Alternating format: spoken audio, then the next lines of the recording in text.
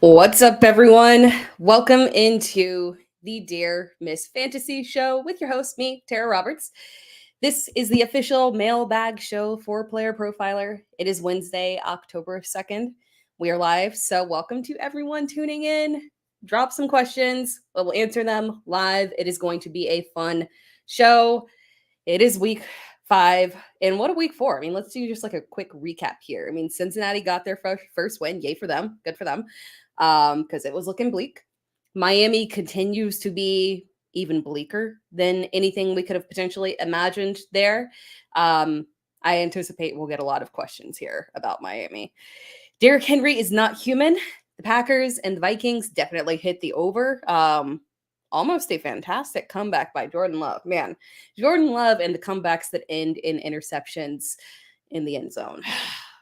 I feel like it's becoming a theme. That's okay. I mean, hey, he's fantastic. I'm not going to fault him for it. First game back. That was very, very definitely a very, very interesting game there. Maybe the Packers figured out halfway through how to handle the Vikings defense. So I might have to go back and look at that one and kind of see if there's anything that we can take away from the Vikings defense, because up until that point, they had just been such a juggernaut overall. Justin Fields, QB 1 week. Yay for him. Justin Fields, we're here for the Justin Fields bounce back.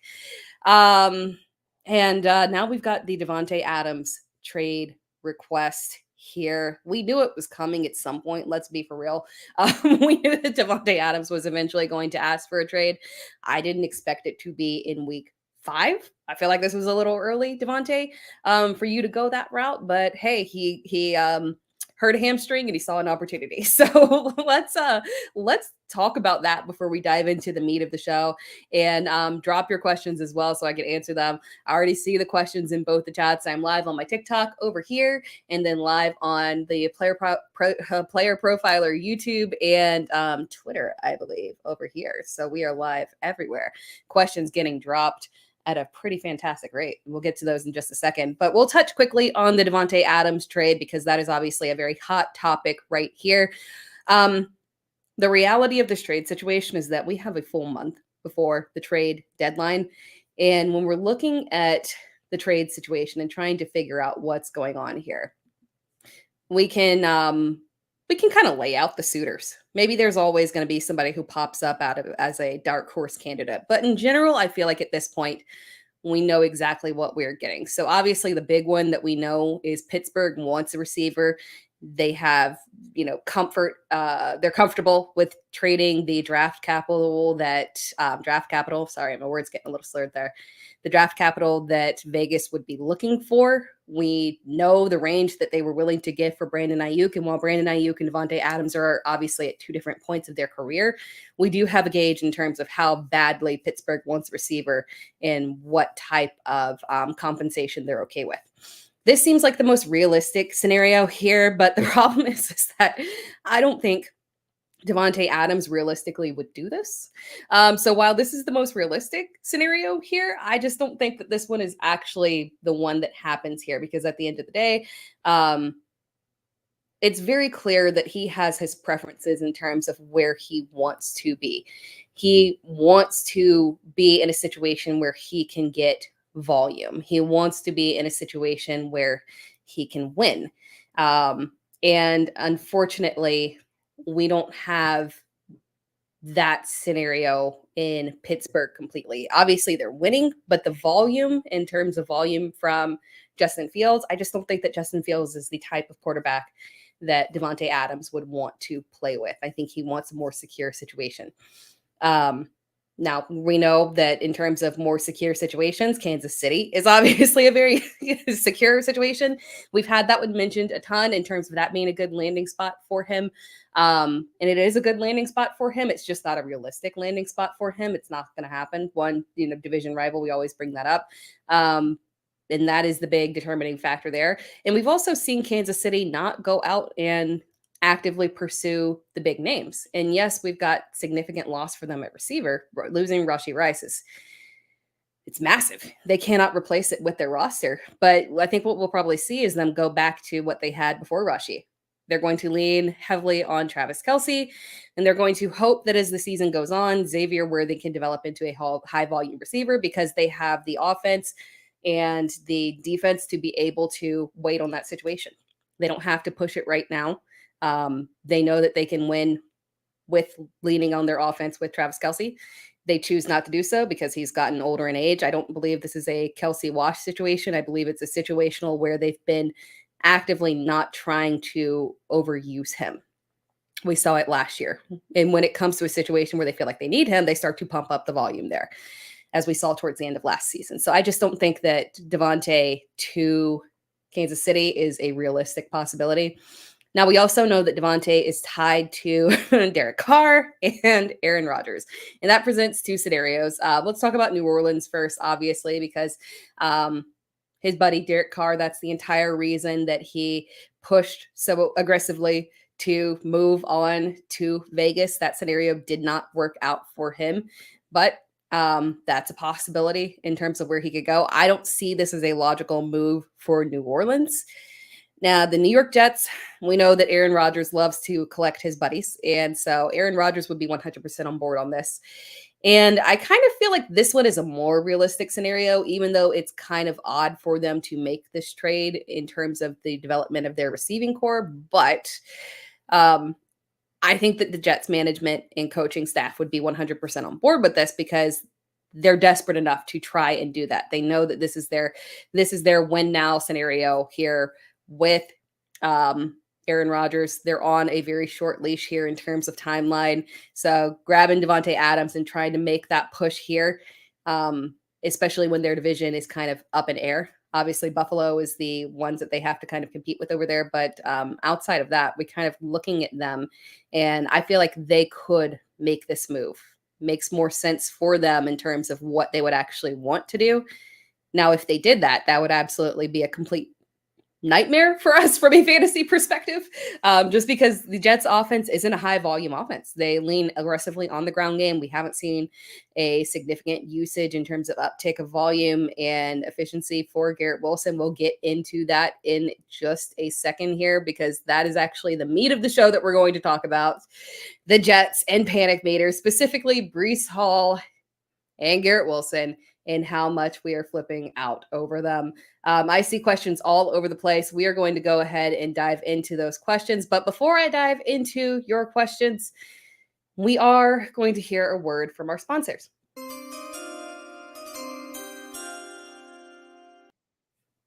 Be right back after this short message.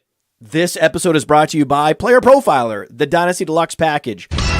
The rankings are the best in the industry. It includes strategy mode, where you can say, hey, change the rankings to be win now. Oh, change the rankings to be productive struggle. There's also a draft planner to help strategize where you should take players, because the draft planner also includes ADP. There's a trade finder where we look up on My Fantasy League and we see trades that are done, including a particular player. Then there's a trade analyzer where you can plug in draft picks, players, and we assign a lifetime value to draft picks out 5 years. The best thing about our trade analyzer, it can't be gamed with volume. And there's mock draft data to see right now what's the market for player X versus player Y, including in the fall when very few mock drafts are happening. And our Dynasty guide, the Dynasty Dominator, would cost you $10 on Amazon, but you get it for free with Dynasty Deluxe, and you get our rookie guide for free, a $25 value. So you get all of that for $45. I mean, it's a great deal.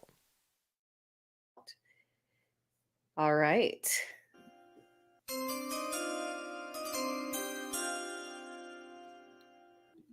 We are back live over here on YouTube.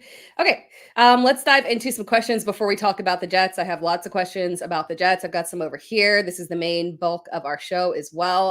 Got some questions over here. So let me just go ahead and dive in here and get to the questions in the chat.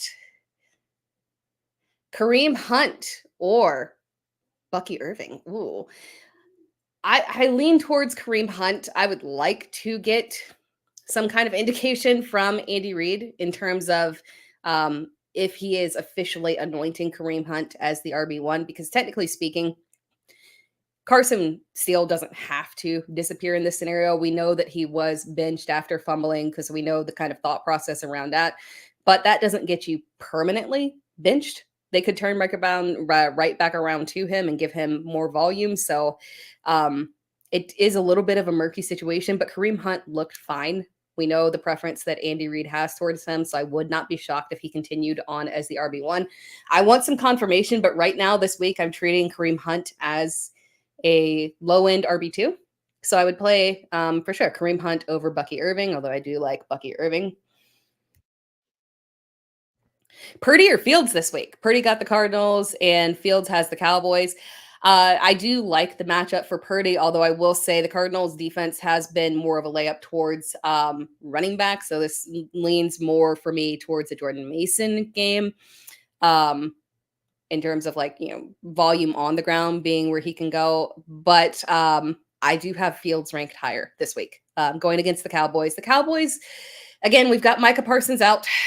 That's a big bummer for their defense. Their defense just straight up hasn't looked like themselves. And the fact that we've got Micah Parsons out as well, things are just going to get so much worse. And I feel like on top of that, we've seen Lamar Jackson play the Cowboys earlier. And that's kind of the game that I'm anticipating here from Justin Fields. Not going to be super high pass volume. I would not expect him to get more than 200 yards in this game. If he can hit that, I would be happy. One passing touchdown. But heavy yardage on the ground. I would like to see 80 yards out of Justin Fields on the ground and a rushing touchdown. And I think we've got a nice recipe for him to be in the top 3 again. So I've got Justin Fields ranked pretty aggressively this week. He's almost a must start for me this week, for sure. Is Wicks a must start? I have CeeDee Lamb, Terry McLaurin, and George Pickens. Oh, man. Brandon Cooks being out doesn't have a massive effect on CD because it's not like Cooks was seeing a significant amount of volume before this. I can't sit Terry McLaurin at this point because he's been on a roll and I like the direction and usage for him. George Pickens has been on fire in terms of his usage. Again, we just talked about Justin Fields and expecting a decent game out of him. I can see a touchdown in this scenario. I don't think Wicks is a must start. Over the guys that you have right here, I would still roll with CD, Terry, and Pickens. Although I do love Wicks this week. I'm actually just about to make a video. I'm actually making a video on Wicks. I'm going to do it as soon as I'm off air. So it'll be on social media probably later tonight or early tomorrow. Good week for Wicks, but not over those guys. Yeah. Grab Tutu, Downs, McLeod off waivers. This is an interesting one because my preference here is 100% Josh Downs. So this is an interesting question. But again, the volatility of Anthony Richardson does play a role in that. We saw Downs come back in that initial game to a decent game, right? But him really having that strong week 4 performance, a lot of that was tied to Joe Flacco. So you do kind of wonder if we get Anthony Richardson back here healthy, just how much is the volume going to be there for Josh Downs compared to the potential for Tutu Atwell as the technical wide receiver 1 in that offense in theory. No, it's Downs that I would prefer to get for sure. The talents, the usage has been fantastic. If Joe Flacco starts this week, I expect another huge game for him, making him a solid flex option. And if not, then we're just holding him and hoping that Anthony Richardson can develop in some way, shape, or form as the season goes on. It's been very disappointing, unfortunately. Take some more questions over here. Bucky or Ford this week? I like Jerome Ford this week. Again, we've got Nick Chubb that his practice window has been activated, but that does not mean necessarily thank you for the gifts, guys. Appreciate it. That does not mean necessarily that we've got a situation where Nick Chubb is going to come back this week and dominate. You know, we have to wait a couple of days for that, but more than likely we're not going to see Chubb this week in a significant capacity. So I lean towards Jerome Ford having an awesome game. I love this matchup for him against Washington. Volume should be good. I feel like this is a game where we can finally see him increase his volume a little bit because he's been the RB1, but it's been a little shaky in terms of just not getting those. He's not getting that Derrick Henry type of work, right? So if you could get 15 carries, the receiving volume has been fantastic for him. I like Jerome Ford to sneak in as a low-end RB1 this week. Would be fantastic. Darnold or Love? I have Love ranked higher. So Love. Traded Tyreek for Ford and Ayuk. Was that bad?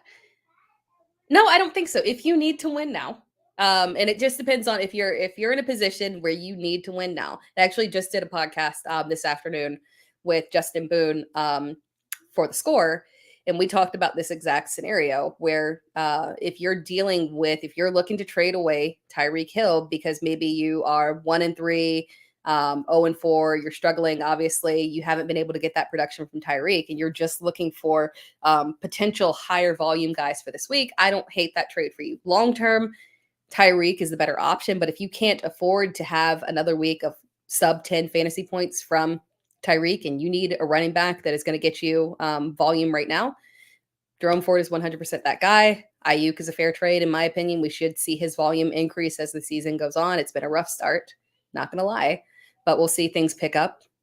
So I don't mind that. I don't mind that trade for you at all.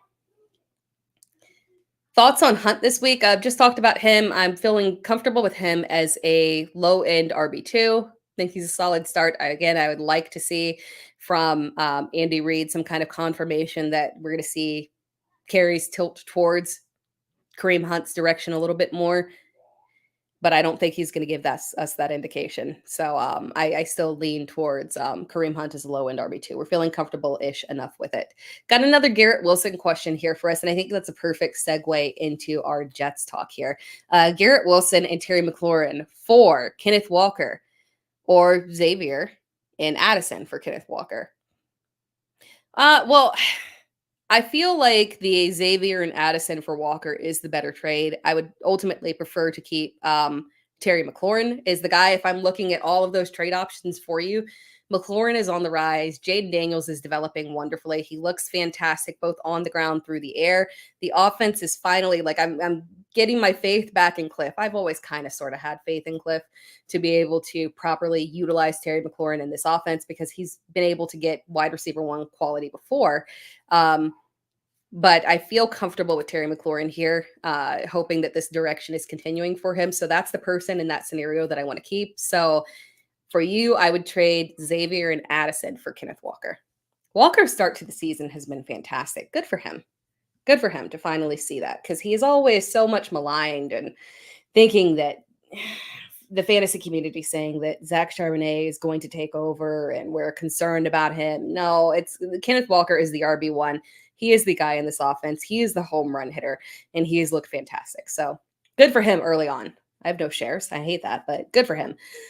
Let's talk about the Jets more because we talked about just now. I said, Garrett Wilson, I didn't even really discuss him as a part of that trade. The priority there is keeping Terry McLaurin. And the reason for that is Garrett Wilson is kind of in a terrible position. I'm highly concerned for him. We just talked about, to open up the show, we just talked about the possibility of the Davante Adams trade and that obviously the Jets are a potential suitor. Now, they haven't come out and said, we want him. But we know that Aaron has had a lot of influence within that organization since he's gotten there. We know that he likes to get his buddies. He's been very successful in getting his buddies to the team. And I would not be shocked if he makes this push. Saleh is in a bad position right now. I don't know if you guys saw that interview with Aaron or the press conference with Aaron Rodgers talking about Robert Saleh and wanting to change up the snap count and whatnot and just over the false start situations and videos of them on the sideline. I just don't feel like, I don't think he's lost the locker room, but I feel like he's lost Aaron Rodgers. And I feel like Aaron's being polite-ish about it when he's talking to the media, but I don't think that he has any faith, unfortunately, in Robert Saleh. And if Saleh is looking to gain back, concerned about his job because he is kind of on the hot seat now if they can't get this thing going, them trading for Davante Adams and the management is as well because they've made a lot of decisions. And if their win now approach doesn't actually result in wins, they could all be at risk. And them trading for Davante Adams does make sense in terms of something that they would do to try and push that offense forward. And that brings us to Garrett Wilson. That would obviously put Garrett Wilson in a terrible position, right? Because now you've got Aaron Rodgers throwing to a bevy of his boys, right? And Davante Adams and Allen Lazard. And poor Garrett Wilson could be left out in the cold. And quite frankly, he's kind of being left out in the cold right now. looking at Garrett Wilson and what he has done in this offense compared to what he has done in 2023, you start to get very concerned because the concept that we were looking at of Aaron Rodgers coming to the Jets and the increase in fantasy production that he was going to get for Garrett Wilson, the idea was that Garrett Wilson has always been hyper targeted within this Jets offense. The problem is that there has not been an efficient quarterback to be able to get touchdowns and a good catch rate out of Garrett Wilson. You targeted 168 times in 2023, and you've got a 57% catch rate. You're not getting touchdowns. It just doesn't produce the fantasy ceiling that we would like to see. So the idea is that we get Aaron Rodgers in here. He's going to increase touchdowns because red zone opportunities have never been a problem for him. That's never been an issue, touchdowns. And he is going to come in there and be very efficient. Everything's going to go wonderful for Garrett Wilson. The catch rate is going to rise, and we are in fantasy bliss. And, A plus B equals C, you're going to get him as a top 5 receiver. That's not happening. When you look at the statistics of Garrett Wilson through the first 4 weeks, Wilson is averaging a 59% catch rate. And I am including week 4 because, yes, he was playing against Patrick Surtain. But quite frankly, the output that he had against Patrick Surtain was one of the better performances from a receiver against Patrick Surtain. We saw Patrick Surtain shut down Mike Evans, DK Metcalf. So what we got out of Garrett Wilson was actually fairly good. So I'm including that. I'm not, pushing it off as a wash away week because it was kind of in line what he's been doing all season. So looking at him through the first 4 weeks, Wilson is averaging a 59% catch rate. That is barely better than that 57% catch rate that I mentioned before in 2023. The increase in efficiency is just not happening. And then on top of that, the volume isn't there, unfortunately. He has not exceeded 60 yards receiving in a single game. That is a major issue. He only has 1 touchdown through the first 4 games of the season. So if you kind of do the math on that and you're saying, well, what's the pace on that? The pace on that is 4 touchdowns for the season. So basically he is pacing exactly what he did before in 2023.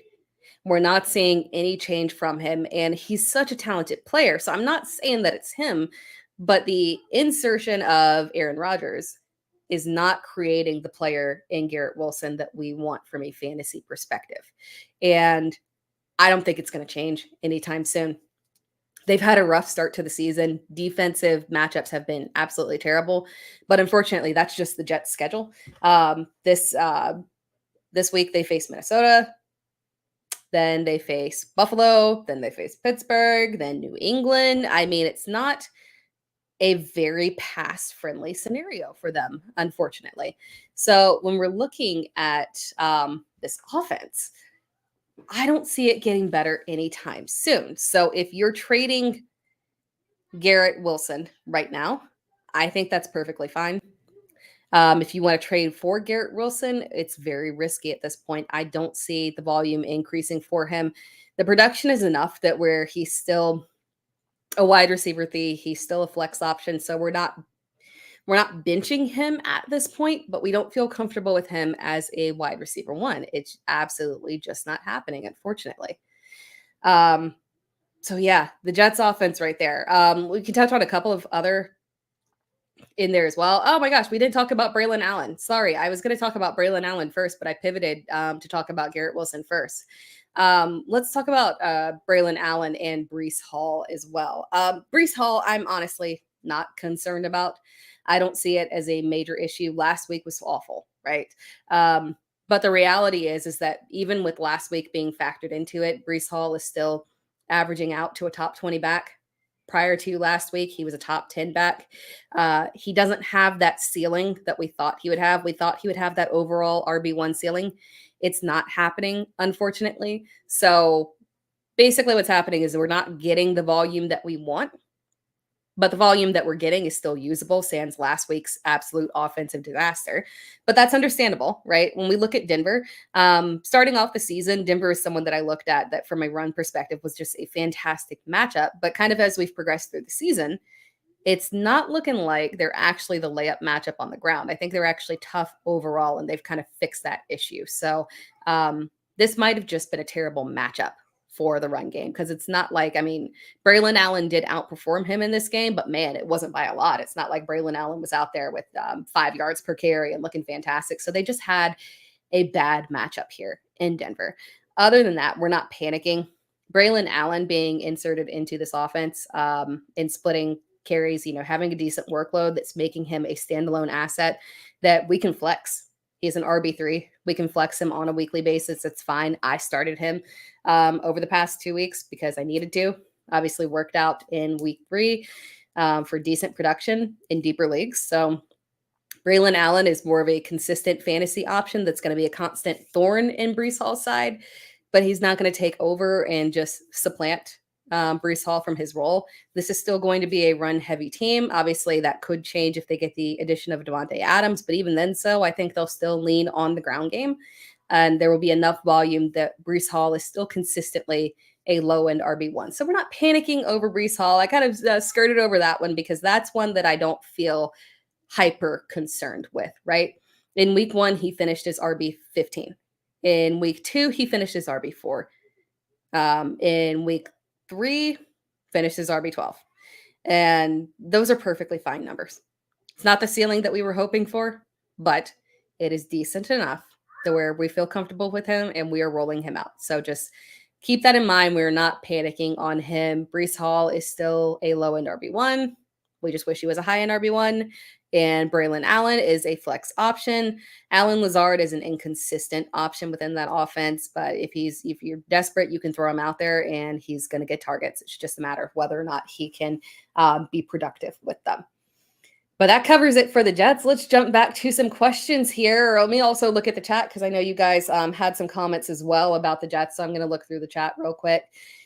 Show some of these. Let me show some of these comments for the YouTube crowd. I don't do that anymore.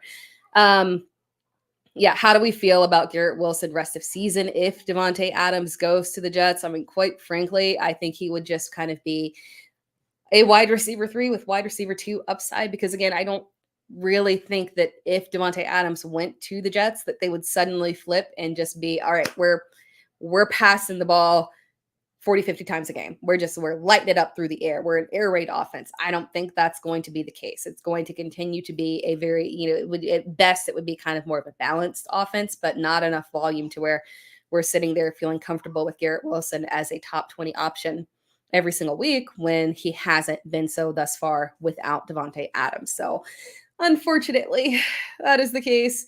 We had a couple other comments here regarding Davante Adams. Wish the Bills would pursue him. That would be interesting.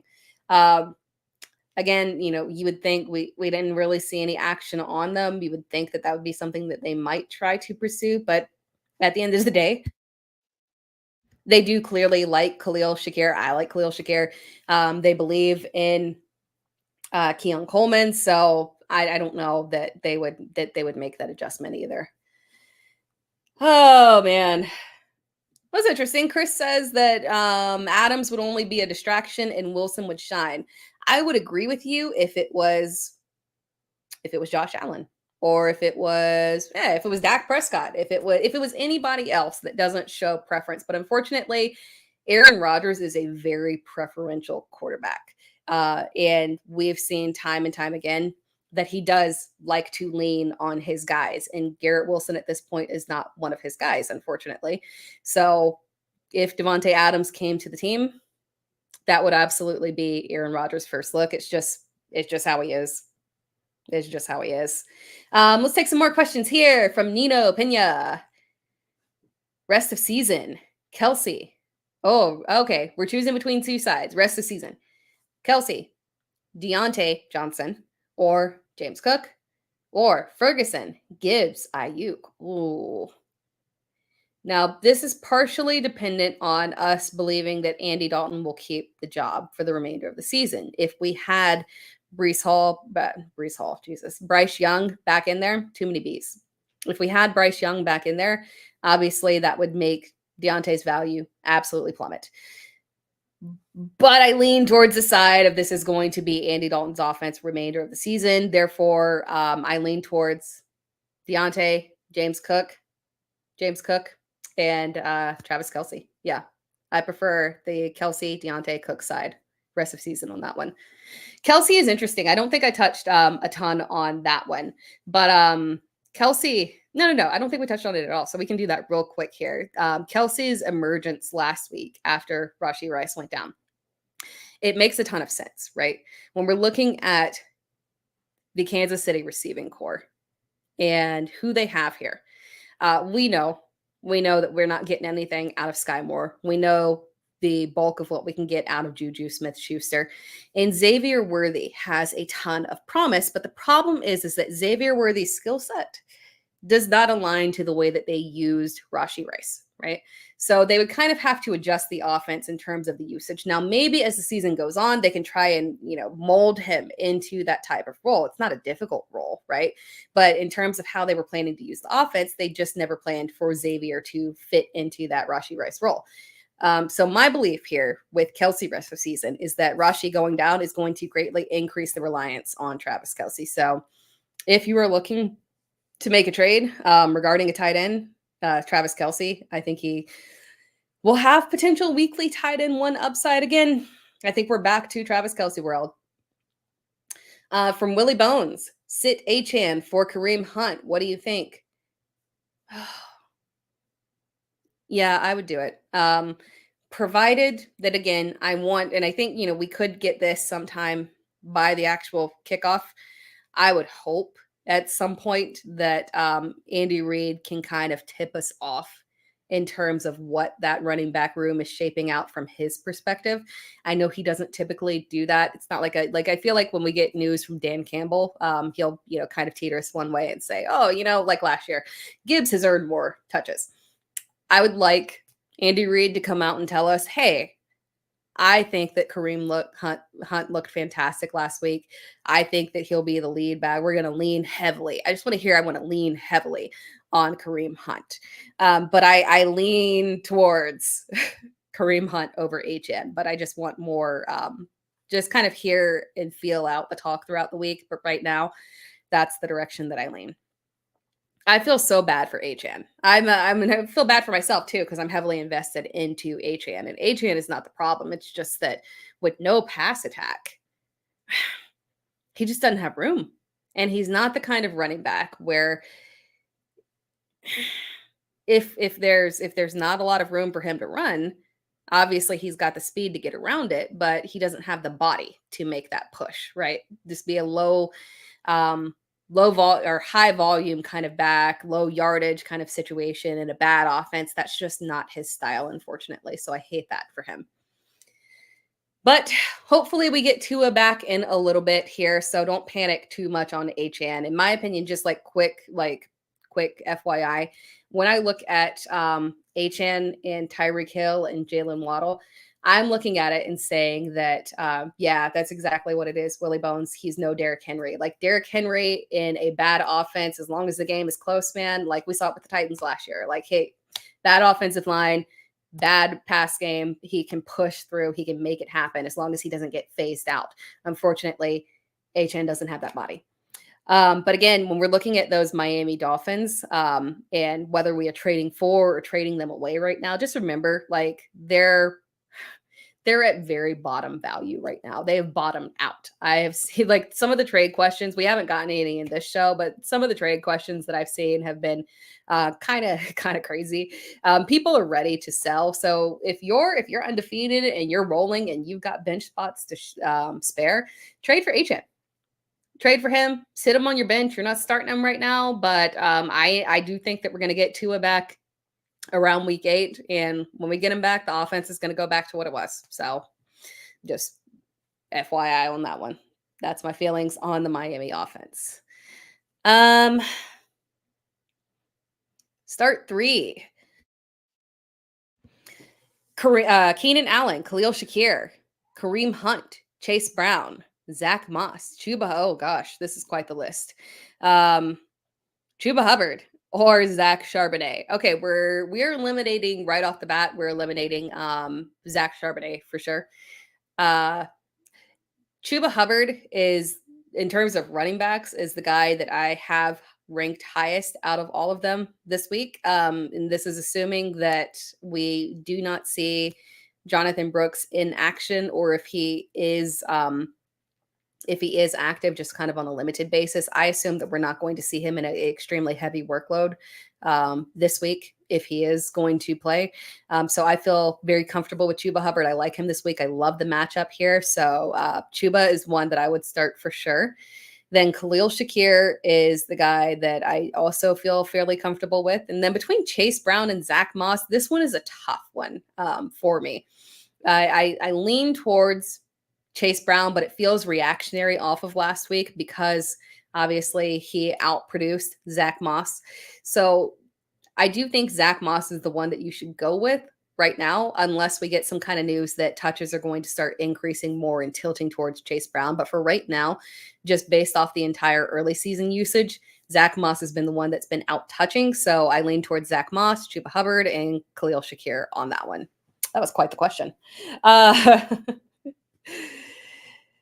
From Jason Patrick Sr., Ford or Wicks in my flex, full PPR bye-week blues. I tell you, I got bye-week blues, IR blues, out blues. When you drafted week 5, if you drafted Detroit and Philadelphia, you're in pain right now. So not a good week for buys. But between Ford and Wicks, I lean towards Ford again. Now that is 100% dependent on the Nick Chubb situation. I don't think that Nick Chubb is going to play in this first initial week.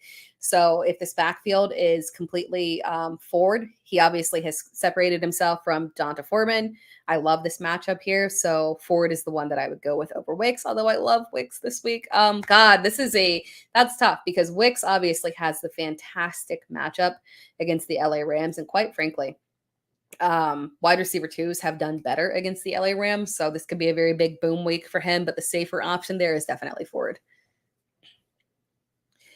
From Willie Bones, says he's new to the channel. How often do you come live? It is once a week, Wednesdays. What is this, 7 p.m. EST for about an hour. Thank you for stopping by. I hope you come back next week. More questions here. Because we are a mailbag show, so we're answering questions after questions after questions. But it's fun, guys. So drop them in the chat. Tucker Kraft or Cole Kmet this week? I lean towards Tucker Kraft. Cole Kmet coming off of that boom game, disappointed. Now that's not completely shocking because we got a fully healthy Chicago receiving core, and I believe in a fully healthy Chicago receiving core. Unfortunately, there's just not a ton of volume to go around for Cole Kmet. So Tucker Kraft is the one that I would lean towards. This may sound goofy, but someone offered me Cook, Nakua, Higgins, and Dobbins. Wow. For Kyren and Jamar. Wow, that is aggressively packed. I wouldn't do it though. No, I wouldn't do it. I mean, they tried to sell you every single thing they could. But unfortunately, and despite the fact that if you're watching, wrong side, you can see I am obviously Clemson. Oh my God, I can't point. There we go. Clemson. Clemson is obviously my college. That's where I went to school. So I'm a big Clemson fan. I love T. Higgins, but I don't trust him, unfortunately. And his max out there is low end wide receiver 2 at this point. I don't think that's changing. He gives you boom weeks every now and then. But that combined with Nakua, who we really don't have a true timeline on when he'll be back, I can't lean that direction. I would not make that trade. But they tried it. They did. They tried to give you as much as humanly possible to make you answer that or to make you get that trade. So I get it. From Tritty, trade away Achane and Shakir for Mason and Olave. Oh, gosh, that is tough because obviously there is the potential for Christian McCaffrey to come back. But there's also the potential that we don't see Christian McCaffrey for an extremely long time. I lean towards that Mason Olave side on that one. I'm not going to lie. That one is tough. But I lean towards the Mason Olave side. You can get the wins now out of Mason as long as you also have, 2 solid running backs for if and when Christian McCaffrey does come back and you have to sit Mason. But by that point, you would have probably won several weeks in a row because you're getting that overall potential RB1 upside for Mason. Yeah, and I would make that right away because this matchup this week is an absolute smash matchup for him. So you want that. So you can stack up those wins now and worry about what to do with Mason if McCaffrey does come back. I would make that trade. From Steven, Liebeck, Dowdle, or Roschon Johnson this week. Half PPR. Yeah, Dowdle's matchup is not fantastic. But the problem is that while the matchup is not wonderful, I am skeptical of the level of volume that Roschon Johnson will have this week. And it's not just the recency bias of DeAndre Swift. I feel like with DeAndre Swift and that Chicago backfield, we never truly know which direction it's going to go. It's very situational. It's very in terms of whether or not they think Swift is the correct matchup here. And I think that kind of goes back to the type of runner that he is, because Chicago's offensive line is just straight up bad. So if they're in a bad matchup, they can say, okay, all right, we maybe don't need to have DeAndre Swift getting the bulk of carries in this situation. But when we're looking at Dallas's defense this week, when we're looking at the defense that he's facing this week, I kind of feel like this is a good situation for Roschon to get volume, but he has to contend with DeAndre Swift. This is a good matchup for him. So while Rico Dowdle's matchup isn't good, this might be a situation where Roschon is just going to play second fiddle to DeAndre Swift. It's very risky. We know the volume that Roschon is going to get. So I do lean towards Roschon. I know it's a very difficult matchup, but known volume over the possibility of the Chicago backfield being exactly what we can't expect, unfortunately. It's just so volatile. They were that way last year.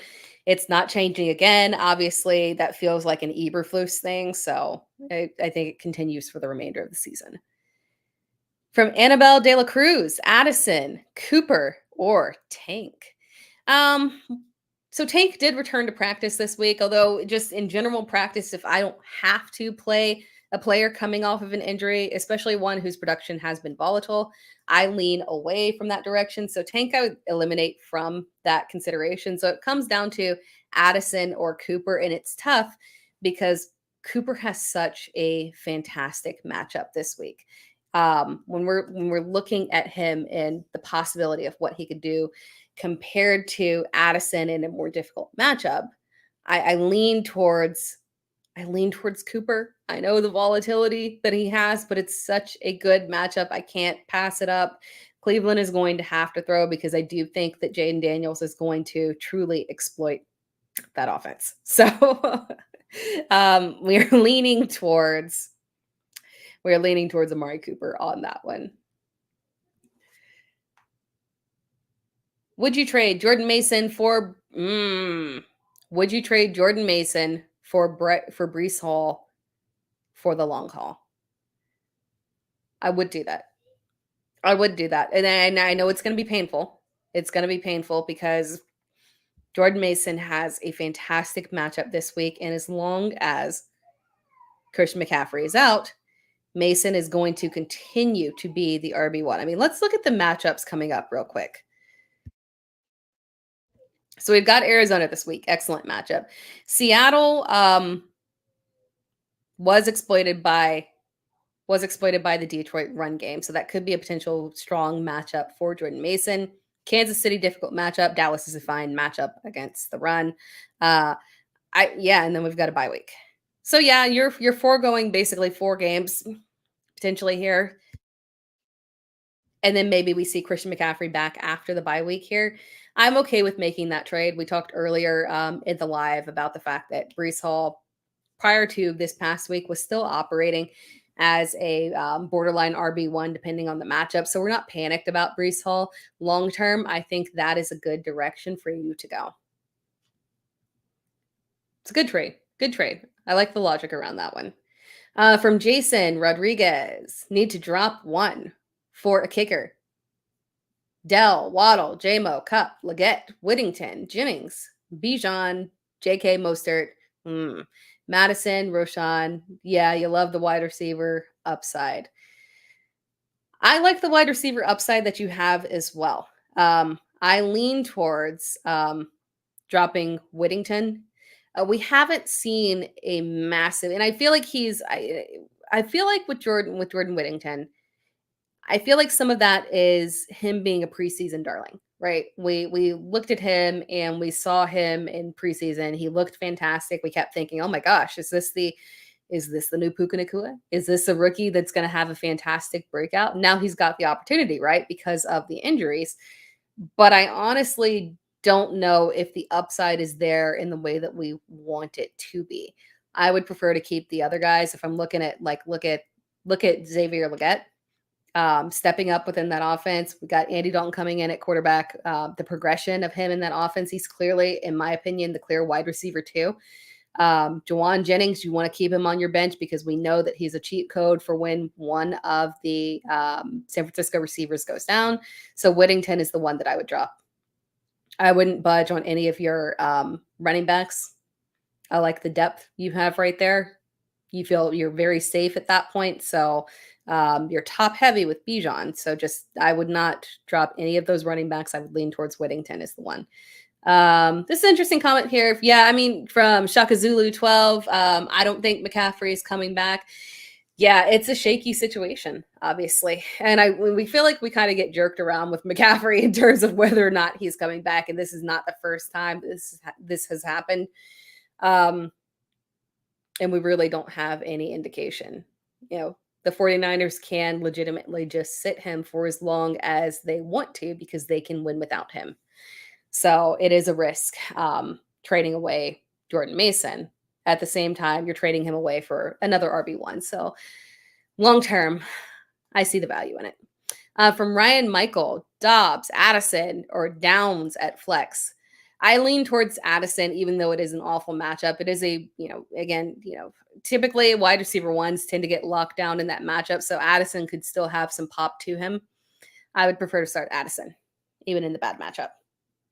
Breece for Etienne and Diggs. I got a problem with Breece. I got a problem with Etienne. Etienne is somebody who just keeps falling further and further back into my rankings. And when I look at him and the output that he's had this season, it's highly concerning. We're talking about somebody who hasn't finished in half PPR above RB 20, right? Somebody who's been dealing with injuries off and on here, kind of, and the lack of a ceiling here in this offense that unfortunately doesn't have a schedule that kind of gets much friendlier. Indianapolis is a good matchup, but then you get Chicago, you get New England. Green Bay has been kind of wishy-washy in their matchup. Minnesota. So there's quite a few bad matchups ahead for him. Travis Etienne, I just don't feel like he has that RB1 upside, unfortunately. So if you're looking for a wide receiver, I'm okay with making that trade for Diggs because obviously he's been performing at a top 10 level at this point. But the trade for Breece down to Etienne, just know that you are making a little bit of a jump down there, unfortunately. Let's see. Some more questions here. Yeah, let's stay on that Etienne track there. What do we do with Etienne?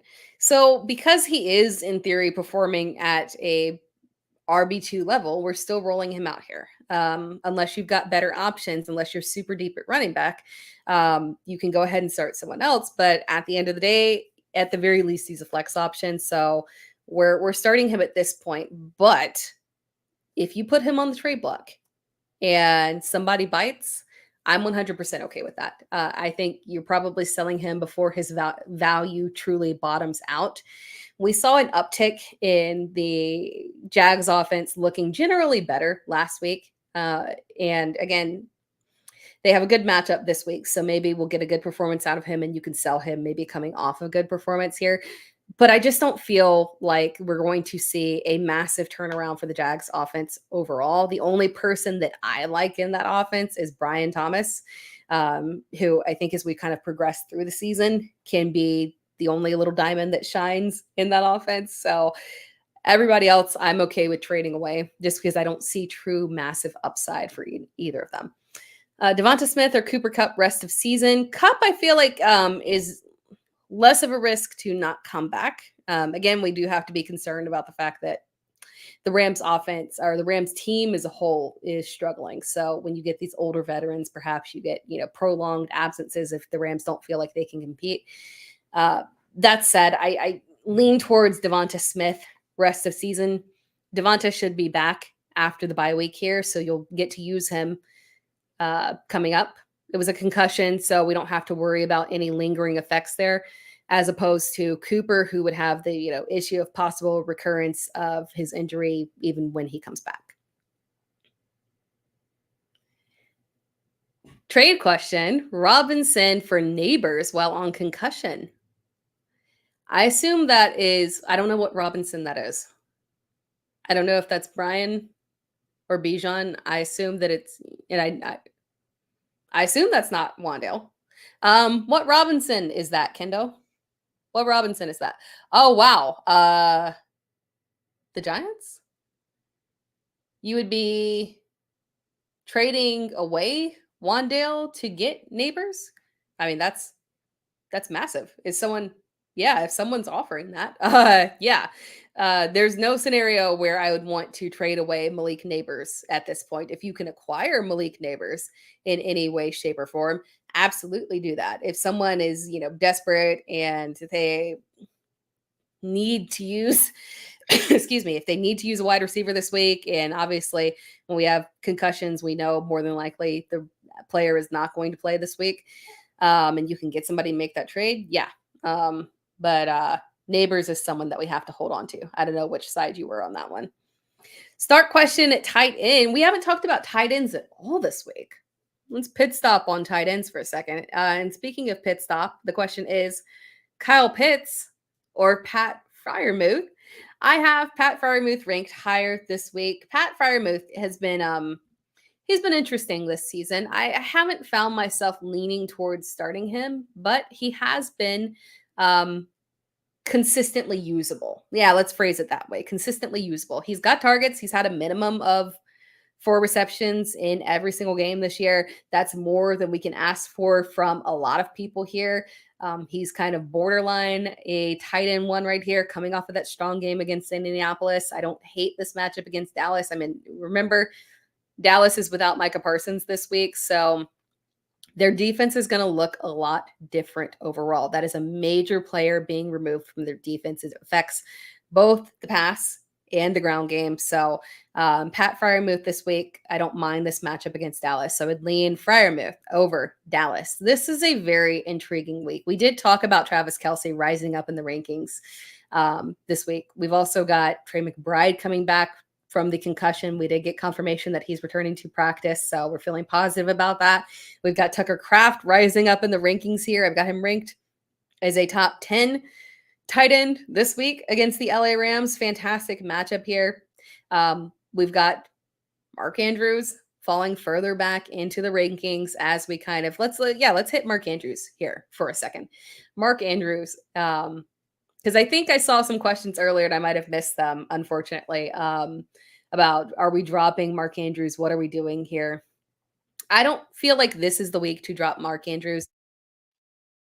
I did a video on TikTok, actually. So if you're on TikTok and later you want to go and check that out, talking about and it was before this past week's game, talking about what is happening over there in Baltimore and the fact that the speculating that it's really truly just that they are emphasizing the run and utilizing the tight ends to block. That turned out to be extremely correct. We saw that again last week. And when we're looking at this week, again, this is a great matchup for Derrick Henry, a great matchup for Baltimore to rely on the ground game here. But this is a matchup where Cincinnati's defense is legitimately terrible across the board. So if they want to, they can exploit Cincinnati through the air. It's possible that they look at this matchup and say that they don't want aggressive volume on Derrick Henry and they want to utilize the pass game a little bit more. So this is a good matchup to say, I'm giving it one more week with Mark Andrews. I want to see how he fits into this offense in a situation where we've got an offense that is a aggressive pass team that can take advantage of this Baltimore secondary, that can have a competitive back and forth game here. And we've got a very exploitable defense through the air that Mark Andrews could take advantage of as well. So this is our final baseline game here. Baltimore against Cincinnati is our final baseline game here. We know what Baltimore wants to do, when the best way for them to win the game is to not attack through the air and rely on the ground game. It eliminates the tight ends from contention there because they're blocking. Now we want to see what happens when you've got a scenario where you're facing a defense that is very exploitable through the air. This will tell us everything that we need to know. So we are keeping Mark Andrews in our starting lineups for one more week. And this is our gauge right here. This tells us all. If he can't put up in this game, that's it. We're done. We're cutting him loose. So one more game here. Let's do a few more questions here, and then we're gonna close things out. I lost Rushy, and I am looking to trade for wide receiver value. What do you think about Saquon? What do you think about Saquon and Chase for Tyreek, Kyren, and Deebo? I know you're trying to get volume there, but in terms of needing additional bodies, but I can't do that. Saquon, again, it was a weird week last week, but on a consistent weekly basis, his upside is going to be a little bit higher than Kyren. And I feel like he's a little bit safer option. Now, Jamar Chase, trading away Jamar Chase for Tyreek Hill and Deebo Samuel. I mean, it's quite the combo long term, but if you're suffering right now, I would just prefer to hit waiver wires. Unfortunately, I would just prefer to hit waiver wires and stream and make it work, or try and make secondary trade options. Give me 1 second, buddy. And try to make secondary trade options. Okay, just go around over here. My son's looking for a charger in the background over here and stealing my charger. That's okay. The show's going to end soon, so he can steal my charger. Since that's, laughing in the background over here as he steals my charger while I'm in the middle of a show and then does not close the door behind him on my live show. Thank you, buddy. All right. We're back here as a little thief came through and stole from me. Let's wrap things up here with a few more questions. Brian Robinson for Jameson Williams. Who wins? Now, Brian Robinson, obviously, the uptick in volume for him with Austin Eckler out was fantastic, and it was a good matchup here. This is a fairly even trade. Both of these guys have high upside, and both of them have situations where they're not going to put up an extreme amount of production. I still lean towards Brian Robinson as my preference there. It sucks that, some of that volume is being taken away by Austin Eckler. It's really just taken up the, Brian Robinson, if he is the RB1 of that offense, truly does have that, that top 10 ceiling.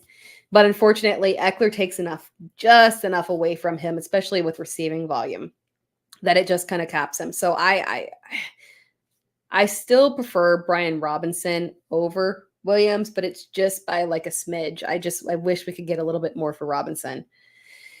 Daniels. Oh, trade. What about Daniels for Nabers? Oh, thank you for the gifts over here. I just saw it out of the corner of my eye. And this is right about the time where TikTok also forces me to validate that I'm still active. What about Daniels for Nabers? If you're good at wide receiver and miserable at quarterback. Oh, I get that because I do think that Daniels has, at the very least, top 5 potential rest of season for sure. Top 3 could also be there. But you got to be real good at receiver in order to make that trade. You got to be real good there to make that trade. I don't know if I could do that. I know you might be struggling there. Streaming options are not fantastic. All the good ones have been snatched up at quarterback. I would want somebody to throw something else in there. I would want a little bit more. with Daniels. So I want Daniels and a piece for Nabers. I wouldn't make that trade straight up, but I get what you're doing. But Nabers has extreme upside rest of season. When is my precious Tua coming back from Beebs in the Trap? Which, by the way, Beebs in the Trap is one of my favorite usernames because I get that reference. And that's literally one of my favorite usernames ever. So shout out to you for that username. When is my precious Tua coming back? Honestly, I believe that it's going to be week 8. I believe that's the target. I know he wants to come back. I know that people are, encouraging him to retire. I lean in the direction that he's a gamer. He wants to play. Apparently reportedly he's had no symptoms. And that's a good sign right there. I get why people don't want him to prioritize his health. But at the same time, if he's going weeks here and he's not dealing with issues, he's not having symptoms, I do expect hhim to come back. And week 8 is kind of the target timeline for that. So that's what I think. That's why I'm also pro trading for Miami Dolphins. If you are 3-1, 4-0, stashing them on your bench. Yeah. Got Legette off waivers. Yeah. Got Legette off waivers, tried Wicks, but obviously the higher priority waiver wire one. I think Legette is a strong pickup there. I love the offense in the way that it's gelling with Andy Dalton. Even in a loss, again, the production was still excellent. I think that he plays perfectly off of Deontay Johnson. I believe that's that's a beautiful little 1-2 punch there. Even at some point, if we do see Thielen back, I think that the Panthers just prefer to go with the young guys in that offense. I think Legette is a good long-term pickup for you. When we get these rookies that pop early, you want to lean into them. So you want to lean into Legette. You want to lean into Brian Thomas, I absolutely love Legette as a pickup this week.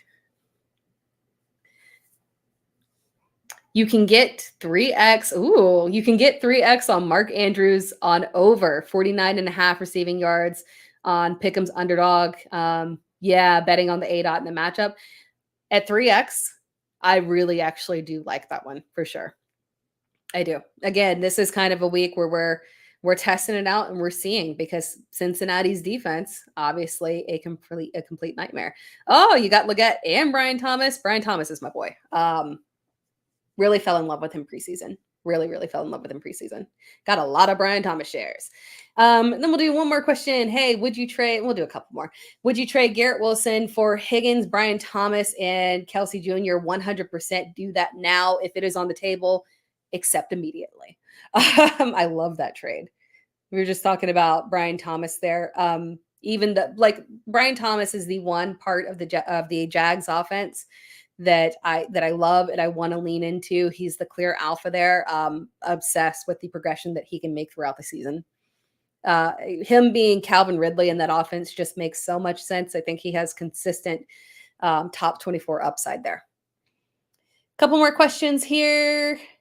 Breece and Shaheed for Lamar and DK. Yeah, I like that trade. I would do that trade. It's always weird factoring in multiple positions, especially quarterback, but I like that trade for you. Your friend sent you a trade request. You get Hubbard and Mooney, and he gets Swift. I don't. Hubbard's got a timeline on him. With Jonathan Brooks coming back. Now, if you need to get a win, granted, this is not a bad matchup for Swift too. So both Swift and Hubbard have good matchups this week. Oh, and I love Mooney, but I would lean towards keeping Swift. I do love Mooney, but I feel like you can get a Mooney level of production off waivers. So I lean that direction. I would not make that trade. Flex, Hubbard, Sutton, Chase Brown, or Kareem Hunt. Flex and Hubbard this week. Again, Jonathan Brooks is now eligible, but we haven't heard in terms of whether or not he will be active in playing this week. It's Wednesday, so since we don't really have any indication on that one, even if he is active, I don't anticipate him making a ton of contribution to this offense. Again, he's a rookie coming off a significant injury. With Brooks, I kind of see him as someone who is going to start to, slowly make that progression in the offense. And then once we get to the back half of the season is when he can take over. So Chuba Hubbard is the guy that I would start this week. Chuba is a top 24 back for me for sure. I can't remember off the top of my head if I have him in the top 20. Let me look, actually. Just kidding. Yes, he's top 15 for me. I love that I can pull up rankings so fast. I can't ever remember rankings off the top of my head. One more question. Need a tight end? Goddard on a bye? Njoku or Ingram? Yeah. Njoku. It sounds like Njoku is going to return this week. So yeah, if you've got Njoku, or you saying Njoku is available for pickup, either way, yeah, if Njoku is the one is available, I lean that direction towards him. Again, good matchup here. Anytime Njoku's on the field, upside is high. I like that lineup for you. I like the overall team, Marlon. Excellent. Excellent. One more question over here on TikTok. Would you trade Hall for Chase? My RBs are Kamara, Aaron Jones, and Mixon. Yes, I would do that. I think that's a good trade for you. Oh no, JT, what was your question? Should you start Trey? Is it Trey Tucker or Mason, or are you just saying should you start Trey Tucker? We'll do that one before you go. Clarify on that one for me. Sit Drake London this week. No, we're rolling out Drake London. He's a fine flex option.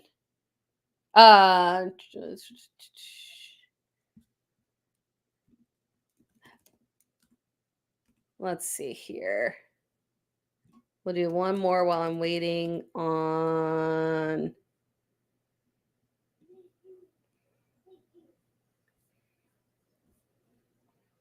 Okay. Trade Eckler and Ford for Hall PPR. To get Hall, yes, I would do that if that's what you're trying to do.